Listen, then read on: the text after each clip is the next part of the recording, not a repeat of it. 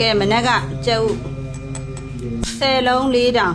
လူတွေကတကယ်လောဘ 9000ဘိုး73လုံးနဲ့ဝယ်လာတဲ့ဟာပါ9000ဘိုး လောက်မြန်မာနိုင်ငံမှာတော့ဒီကျုပ်ကအ တော်ကုနဲ့မိပါပါ ကြ လေ ကြဈေးခွက်ထဲမှာစီပွားရေး မြင်ဘူးလေရှိအောင်ခွဲပြတာပါ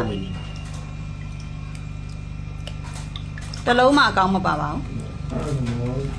9000ကတော့ဘယ်လုံးသွားပါလဲဘာရင်းနဲ့လောက်ထားလဲကြည့်တော့ ကျုပ်တကယ်အစစ်မဝင်တဲ့အတူကြီးနဲ့တည်းနော် ရုပ်မာတာနော်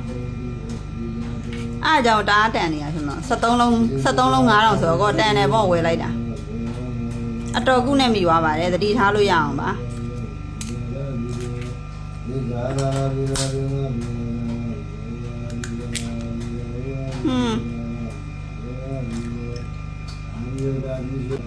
အဲ့လိုမျိုးပေါ့နော်အတုတွေကိုလိုင်းပေါ်မှာတော့တွေ့တယ်ဖတ်ဖူးတယ်ဒါပေမဲ့ကိုယ်တိုင်ခံလိုက်ရတာပေါ့နော်မထင်ထားဘူးအတုကအဲ့လိုခွဲလိုက်လို့ရှိရင်အနှစ်နဲ့အကာနဲ့ရောရတာအတုပါပြီးလို့ရှိရင်အခွန်ကပေါ့နော်ဒီကျုပ်ရဲ့အခွန်ကကြတော့ပြောင်ချောချောဖြစ်တယ်ဒီကျုပ်ခွန်ကန်လဲလို့ရှိရင်ဒီလိုပြောင်ချောချောဖြစ်နေတာပေါ့နော်ပျောက်လေးဖြစ်မှဒါအစ်စ်ပေါ့ ဒီလိုဒါ ဒါတော့အကုန်ပြောင်ချောချောကြီးတွေပါ